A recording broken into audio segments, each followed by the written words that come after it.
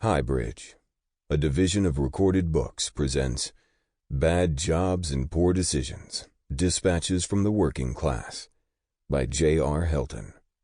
Read by A.T. Chandler. Neither love without knowledge nor knowledge without love can produce a good life. Bertrand Russell. Prologue, 1989. My Uncle Cotton died out in East Texas near Huntsville. I found out through Alton that he had left us both his old truck. Alton said he didn't have time to go get it, wasn't worth the trip. So I took the bus from Austin to Huntsville, and my Aunt Dee picked me up and gave me the title and Uncle Cotton's truck, a blue 1979 F-250 Ford. The tires were worn. It was a little battered, but it had a nice full headache rack over the whole bed that could hold any paint ladders I had, lumber or roller poles, and a lock box in the bed I could put my brushes and other tools and supplies in. I thanked my dad's sister profusely, and she gave me a pan of her blackberry cobbler, and I split back to Austin. The Ford was 10 years old, but it had low miles, didn't leak oil, and I finally had a halfway decent ride. I'd moved out of the rent house Susan and I had in Travis Heights, but she stayed. We were still seeing each other here and there, mainly whenever she felt like it. I moved into a fourplex atop a high hill off 9th Street in Clarksville. It was a nice, small efficiency on the second floor surrounded by tall, ancient green live oaks. It was like a little tree house with big old double-hung sash windows on 3 sides. My view 180 degrees over South Lamar and all of downtown Austin to the east. I put my desk, typewriter, and the few books I had taken with me in the corner in front of the windows. I could look out across the green trees and buildings of the city as I wrote, typed, and listened to cassettes on a Sony Walkman I'd bought. I didn't have a couch because Susan was so pissed when I moved out that she kept it. That was okay. But she also kept my entire album collection, and that was bad. I had hundreds of records, from 60s releases like the Doors' first album or original Green Apple editions of the White Album, Hey Jude, old original Stevie Wonder, the Supremes, Led Zeppelin, Pink Floyd, David Bowie, the Allman Brothers, the Isley Brothers, Marvin Gaye, Neil Young, all the music from the 70s to Patti Smith, Laurie Anderson, Brian Eno, punk, new wave, Terry Allen, Doug Somm, Texas country redneck rock, and many a local Austin band. It was a massive, eclectic mix of records from 1968 to 1989. Some of those albums had belonged to my extended family, but most of them had been my one great indulgence in life when it came to money. They represented so many days and years of good times as I had listened to them to escape from my daily reality as a child, as a teenager, and as a young man, listening to them while either drawing or writing or just sitting alone and thinking, watching the records spinning around on my turntable. I went over to the house in Travis Heights then one day to load up my couch in the truck and get all my records, my turntable and speakers. But I found that Susan had changed the locks on the front and back doors. I also found out, when I called her that night, pissed off myself, that she had thrown away several stacks of my drawings and paintings, watercolors, pastels, that had been under our large bed. To be fair, she had called me first and asked me if she could get rid of all the drawings. Or, really, she had said, "Do you want all this stuff, all these sketches, or what? You want to just come get them? Because if not..." I'd foolishly said no at the time. I wasn't coming for them. I was trying to sound tough and casual, as though I didn't care. Possessions didn't matter to me. Thinking over it later, I realized those charcoal, pen and ink, and pencil drawings, my pastels, my stacks of sketchbooks were so completely full of drawings that they represented hours, weeks, and years of my work and life. There were drawings in there I'd done of my mother and father when I was a boy.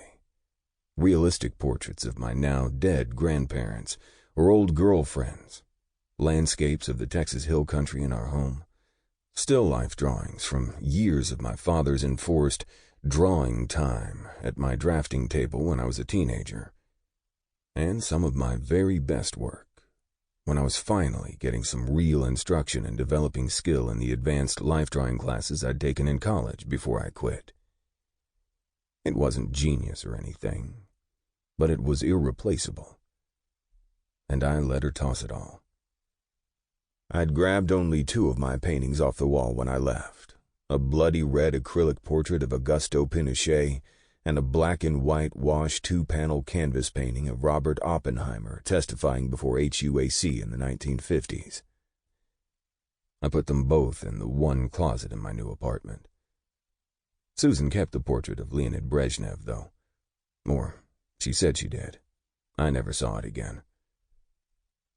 My treehouse was pretty empty then, but I liked it. I had no pets, officially, but there was a stray, a cream-colored cat who started showing up occasionally, meowing outside my door on the balcony railing. This cream-colored cat began to come around a lot, and one day she walked in my open front door, took a look around, and ran back out. I always kept my door and windows open as I sat there in the evenings looking out at the trees and the tops of the buildings of Austin. I was comfortable, but I suppose I was a little lonely too, and when the cream-colored cat came back the next time, I jumped up and got her a bowl of milk, and she lapped it all up. Before I knew it, I was buying cat food, the cheapest dry stuff I could find, and when she showed up again, I put some out, and she ate it and let me pet her.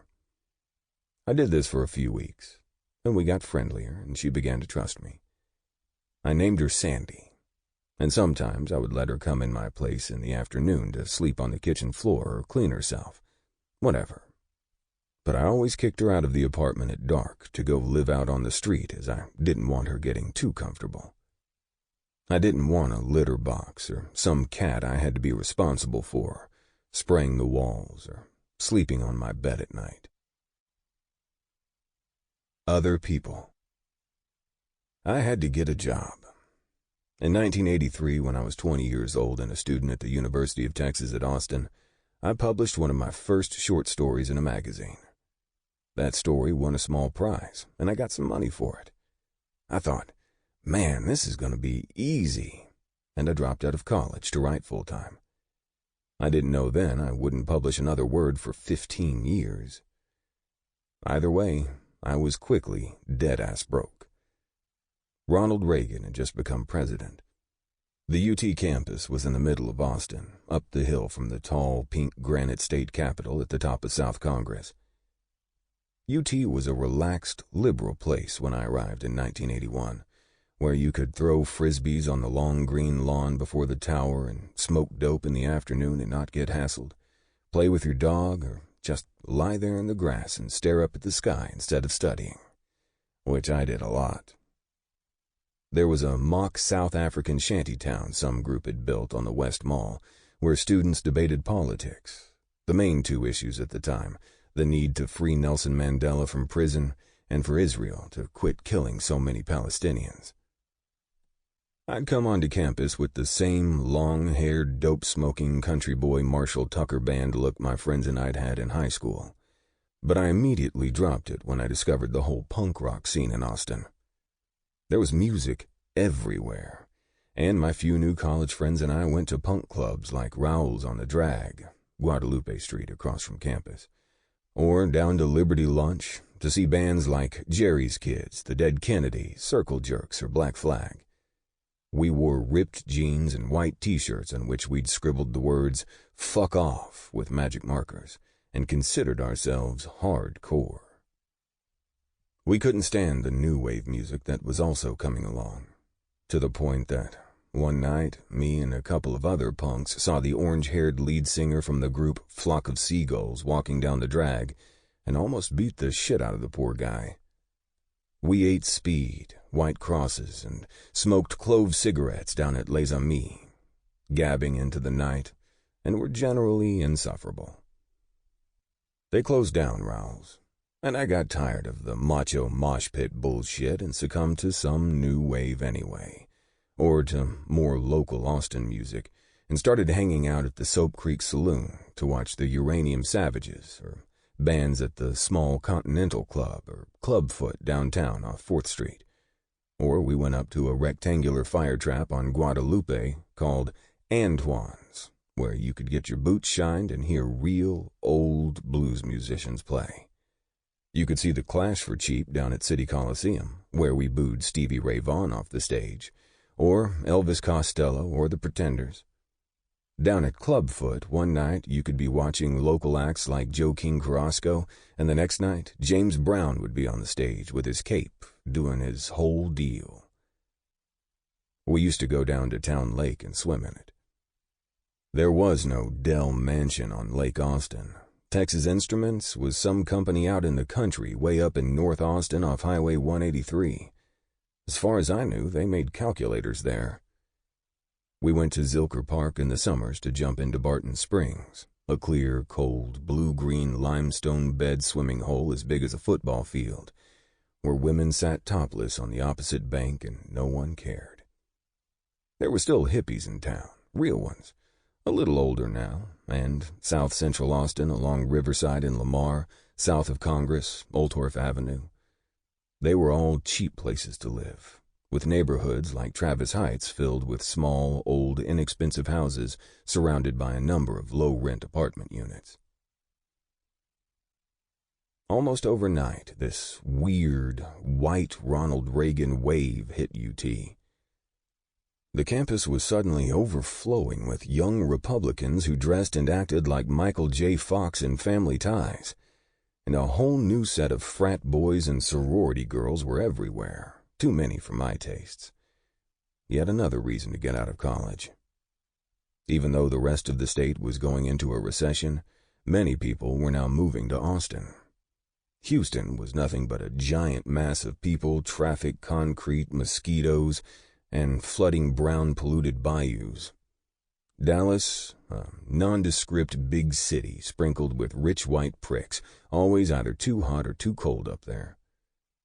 But Austin was still a small place, perched on the edge of the hill country, filled with old trees, clear creeks, blue lakes, and limestone hills, with the wide green Colorado River cutting right through the center of town. The city was booming then, and the skies were filled with steel cranes, the streets suddenly lined with many more men and women in suits. I enjoyed watching the big-haired young women who seemed free and attractive and wind-blown downtown, all of them dressed in different colors, walking alone or in pairs.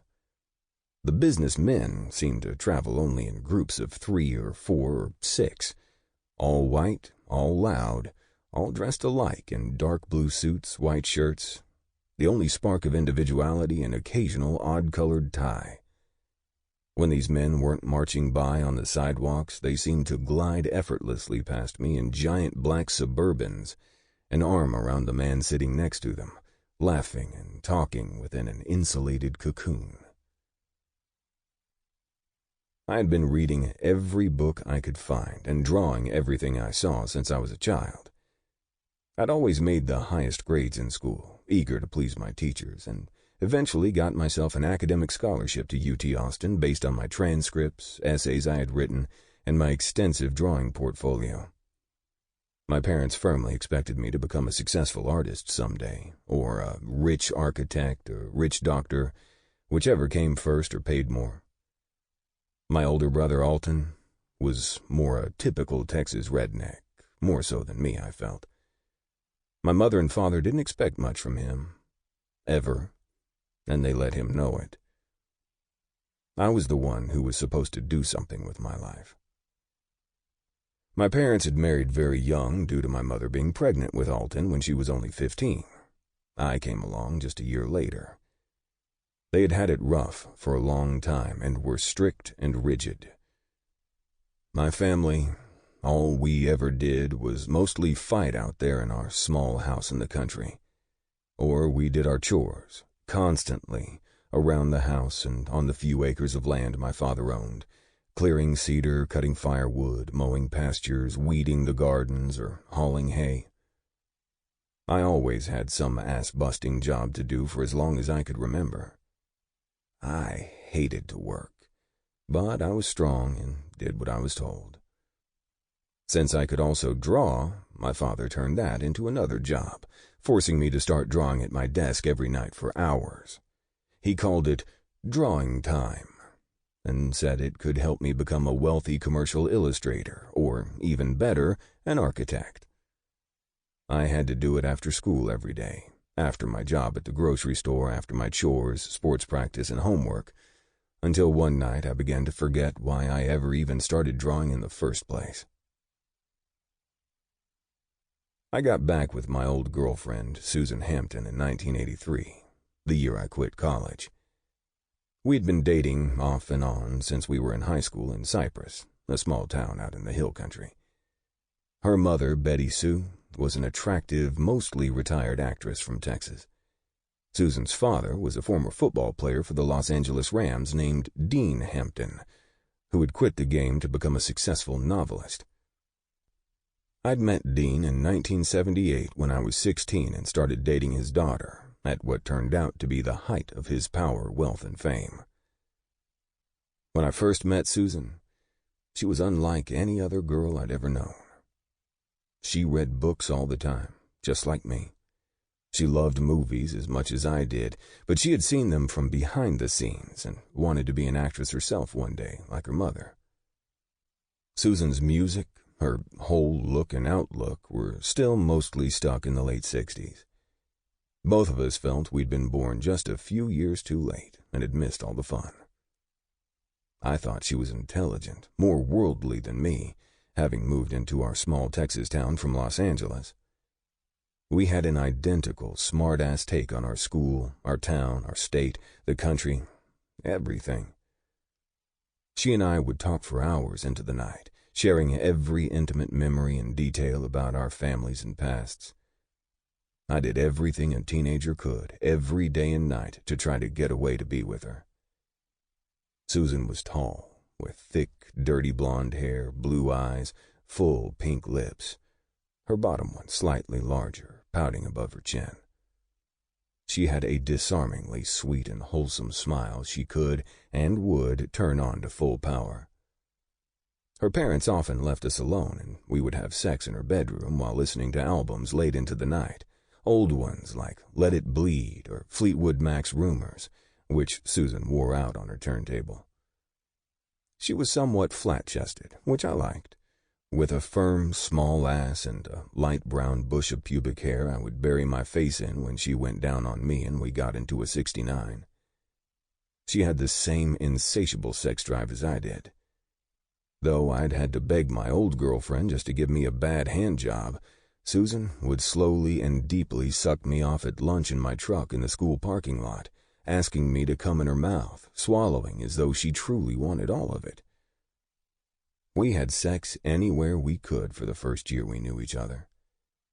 It was the first time I'd ever experienced romantic love, had ever given myself over so completely to another person. Susan and I were also best friends. We had our little two-person clique and felt we were above most every other country Yahoo student in the rest of the high school. One day, though, in our junior year, Susan suddenly broke up with me with no warning, no signs at all of anything being wrong. I'd always had girlfriends and plenty of breakups, so it wasn't that big a deal. What was strange was how utterly cold she suddenly became toward me. She had made me feel so special and smart before, and yet within a 24-hour period it was as if I were a complete stranger, a fool, and she completely ignored me. I was naive. I'd thought we could at least still know each other, say hello in the halls or something, but no. She had become the Ice Queen, and I ceased to exist in her eyes. She didn't even get another boyfriend. I was baffled, but also a horny teenager surrounded by beautiful country girls in our small high school. I figured, screw this weird chick, and started dating a couple of other girls. To my complete surprise, as soon as I went out on 2 or 3 dates with other girls, it was as if someone had switched a light back on in Susan's heart. Not only did she know me again, she threw herself at me so dramatically it was embarrassing. She wrote me dozens of notes and love letters every week, bought me gifts, albums, and for Christmas, a brand new receiver, expensive turntable, and big Pioneer speakers, a whole stereo system. She called my house constantly, waited for me outside every class, asked me to come to her house again, and at one point she even befriended Helton to reach me somehow. Helton had told me he thought Susan was a snob when he first met her. The first time she came to see our parents, they didn't like her either. They felt she was too independent and spoiled. "It's like she thinks she's smarter than me," my father said. Plus, she demanded way too much of my time, which my father felt belonged entirely to him.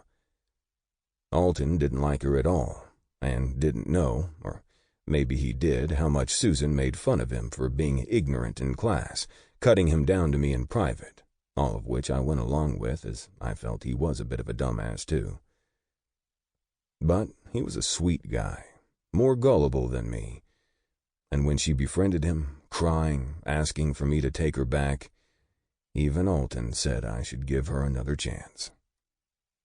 When we got back together, it was as if nothing had ever happened. We were having sex again every day. She was being normal and nice. It felt so good to be back in her favor, to have her complete attention, such blatant adoration, to have her listening to my every utterance and word.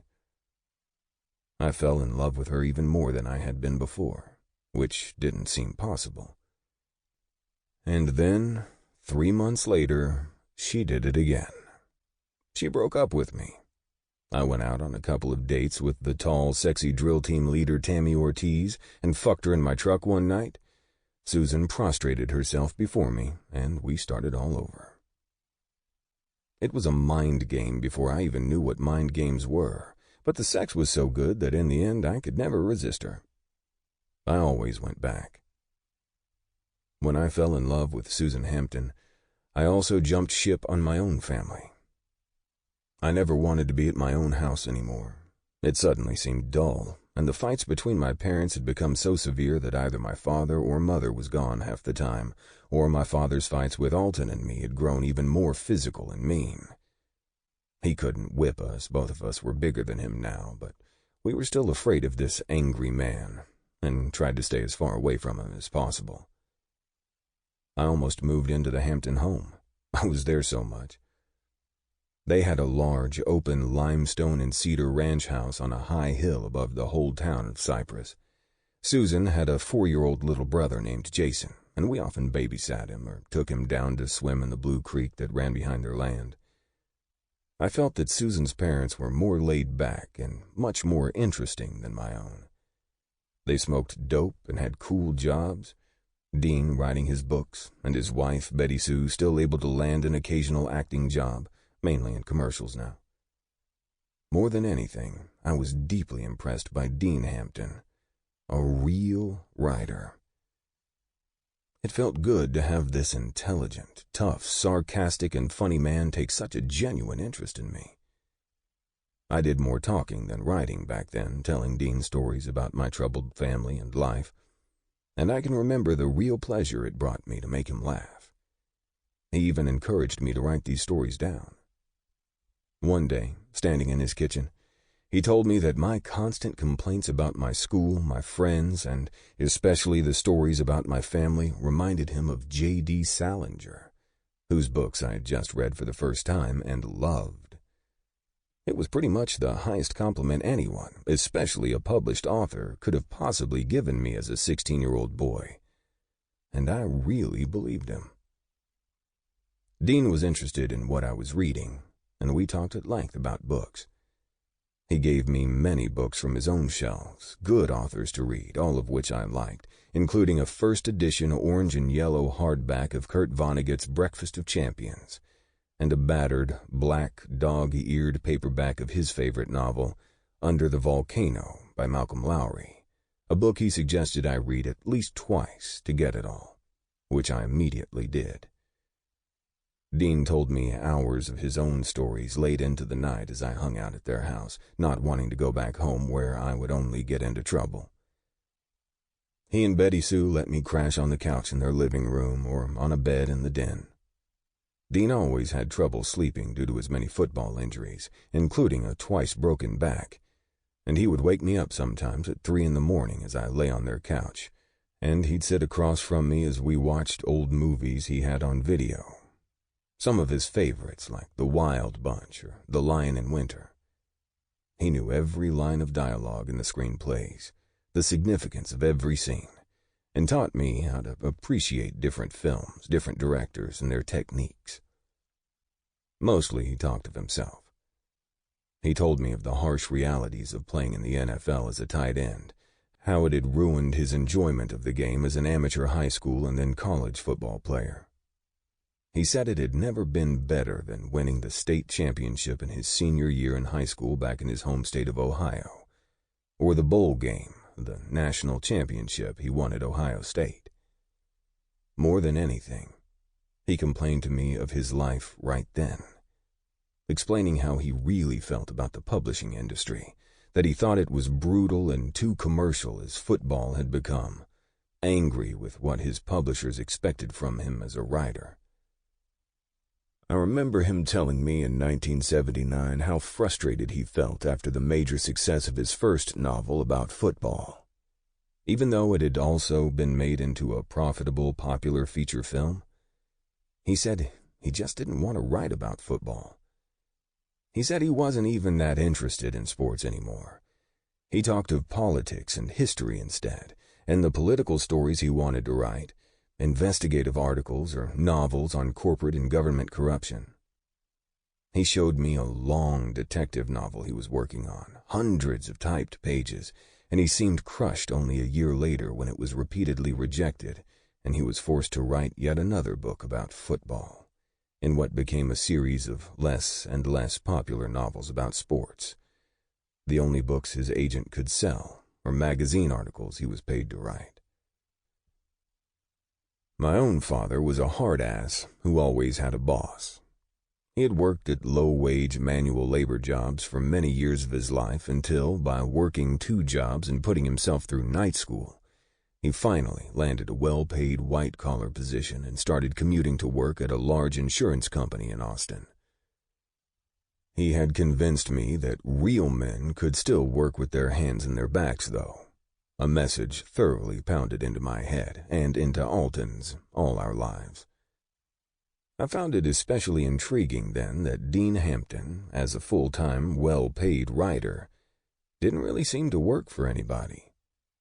For years, my father had risen at dawn, gone off to a hard job to slave away for others, and come home every evening angry and tired. I was worried he was training me to do the same thing. But Dean, he could sleep till noon, get stoned in the middle of the day, and then take a bunch of dexedrine and codeine and write all night, standing up, writing by hand on long, yellow legal pads at his lectern in the big Hampton den with its tall glass wall and deck looking out over the hills of Cyprus. He could snort some coke and write for hours, or he would just stop when he didn't feel like it, smoke a joint, and go see a movie. He'd get high and go outside and shoot off one of the many, many guns in his large collection, or come home drunk at 4 p.m, put on the Allman Brothers' first live album at Fillmore East, turn up the volume, play air guitar wildly, and sing every word to whipping post as loud as he could. I was right there, and I watched him do all these things. I'd never seen anyone so thoroughly and successfully be their own boss, with so much control over his own time, doing whatever the fuck he wanted, when he wanted, every day. I was 17 years old. I forgot about that whole rich architect or doctor thing. And as I watched Dean Hampton at work and at play, I said to myself, yes, yes, yes, this is the job. This is what I want to do. By the time Susan and I got back together in 1983, We'd had half a dozen dramatic breakups and reunions. Somewhat like us, her mother, Betty Sue, and Dean also had a volatile relationship, but it was much more violent, hard, and real. Sample complete. Ready to continue?